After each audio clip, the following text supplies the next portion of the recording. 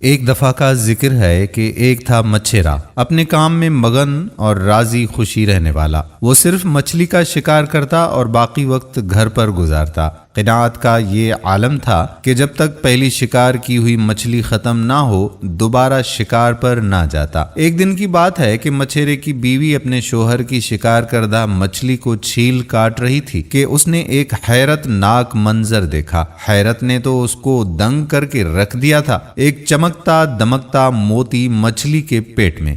سبحان اللہ! سرتاج سرتاج، آؤ دیکھو تو مجھے کیا ملا ہے؟ کیا ملا ہے بتاؤ تو صحیح۔ یہ دیکھو، اتنا خوبصورت موتی کدھر سے ملا؟ مچھلی کے پیٹ سے۔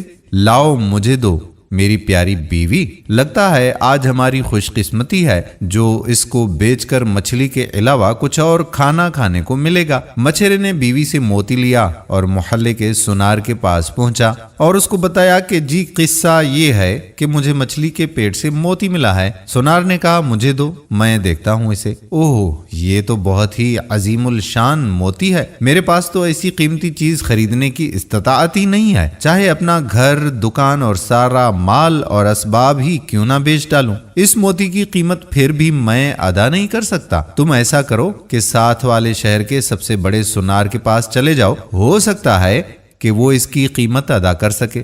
جاؤ، اللہ تیرا حامی و ناصر ہو۔ مچھیرا موتی لے کر ساتھ والے شہر کے سب سے امیر کبیر سونار کے پاس پہنچا اور اسے سارا قصہ کہہ سنایا۔ سونار بولے مجھے بھی تو دکھاؤ، میں دیکھتا ہوں ایسی کیا خاص چیز مل گئی ہے تمہیں؟ اللہ اللہ! پروردگار کی قسم بھائی، میرے پاس اس کو خریدنے کی حیثیت ہی نہیں ہے، لیکن میرے پاس اس کا ایک حل ہے۔ تم شہر کے والی کے پاس چلے جاؤ، لگتا ہے ایسا موتی خریدنے کی اس کے پاس ضرور حیثیت ہوگی۔ مچھیرے نے کہا مدد کرنے کا شکریہ، میں چلتا ہوں والی شہر کے پاس۔ اور اب شہر کے والی کے دروازے پر مچھیرا ٹھہرا ہوا ہے اپنی قیمتی متاع کے ساتھ، محل میں داخلہ کی اجازت کا منتظر، اور اب شہر کے والی کے دربار میں اس کے سامنے آ گیا۔ میرے آقا، یہ ہے میرا قصہ اور یہ رہا وہ موتی جو مجھے مچھلی کے پیٹ سے ملا۔ اللہ اللہ! کیا عظیم المثال چیز ملی ہے تمہیں! میں تو گویا ایسی چیز دیکھنے کی حسرت میں ہی تھا، لیکن کیسے اس کی قیمت کا شمار کروں؟ ایک حل ہے میرے پاس، تم میرے خزانے میں چلے جاؤ، ادھر تمہیں 6 گھنٹے گزارنے کی اجازت ہوگی، جس قدر مال و متاع لے سکتے ہو لے لینا، شاید اس طرح موتی کی کچھ قیمت مجھ سے ادا ہو پائے گی۔ مچھیرے نے کہا آقا 6 گھنٹے؟ مجھ جیسے مفلوق الحال مچھیرے کے لیے تو 2 گھنٹے بھی کافی ہیں۔ وہ کہنے لگا نہیں 6 گھنٹے، جو چاہو اس دوران خزانے سے لے سکتے ہو، اجازت ہے تمہیں۔ یہ مچھیرا دوست والی شہر کے خزانے میں داخل ہو کر دنگ ہی رہ گیا۔ بہت بڑا اور عظیم الشان حال کمرہ سلیقے سے 3 اقسام اور حصوں میں بٹا ہوا، ایک قسم ہیرے اور جواہرات اور سونے کے زیورات سے بھرے ہوئے ہیں، ایک قسم ریشمی پردوں سے مزین اور نرم و نازک راحت بخش مخملی بستروں سے آراستہ، اور آخری قسم کھانے پینے کی ہر اس شے سے آراستہ جس چیز کو دیکھ کر منہ میں پانی آ جائے۔ مچھیرے نے اپنے آپ سے کہا کہ 6 گھنٹے مجھ جیسے غریب مچھیرے کے لیے تو بہت ہی زیادہ مہلت ہے، یہ کیا کروں گا میں ان 6 گھنٹوں میں آخر؟ خیر، کیوں نہ ابتدا کچھ کھانے پینے سے کی جائے، آج تو پیٹ بھر کے کھاؤں گا۔ ایسے کھانے تو پہلے کبھی دیکھے بھی نہیں تھے، اور اس طرح سے مجھے ایسی توانائی بھی ملے گی جو ہیرے اور جواہرات اور زیور سمیٹنے میں مدد دے۔ اور جناب ہمارا یہ مچھیرا دوست خزانے کی تیسری قسم میں داخل ہوا، اور ادھر اس نے والی شہر کی عطا کردہ مہلت میں سے 2 گھنٹے گزار دیے، اور وہ بھی محض کھاتے کھاتے کھاتے۔ اس قسم سے نکل کر ہیرے جواہرات کی طرف جاتے ہوئے اس کی نظر مخملی بستروں پر پڑی۔ اس نے اپنے آپ سے کہا کہ آج تو پیٹ بھر کر کھایا ہے، کیا بگڑ جائے گا اگر تھوڑا آرام کر لیا جائے تو؟ اس طرح معلوم متاع جمع کرنے میں بھی مزہ آئے گا۔ ایسے پرتعیش بستروں پر سونے کا موقع بھی تو بار بار ہاتھ نہیں آئے گا نا، اور موقع کیوں گنوایا جائے؟ مچھیرے نے بستر پر سر رکھا اور بس کیا ہونا تھا، پھر وہ گہری نیند سے گہری نیند میں ڈوبتا ہی چلا گیا۔ اٹھ اٹھ اے احمق مچھیرے، تجھے دی ہوئی مہلت ختم ہو چکی ہے۔ ہائے وہ کیسے؟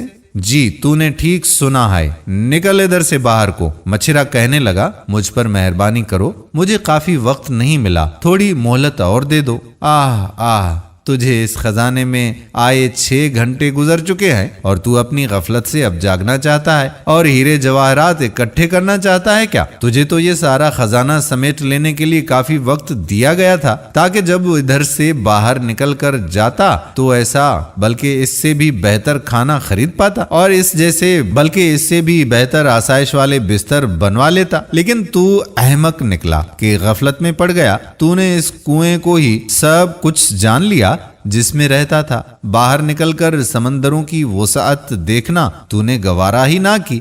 निकालो बाहर इसको। मछेरा कहने लगा, नहीं नहीं, मुझे एक मोहलत और दो, मुझ पर रहम खाओ। लेकिन उन्होंने एक भी ना मानी और मछेरे को बाहर निकाल दिया। ये किस्सा तो इधर ही खत्म हो गया, लेकिन इबरत हासिल करने वाली जो बात है वो अभी खत्म नहीं हुई। उस कीमती मोती को पहचानना है आप लोगों ने। वो तुम्हारी रूह है।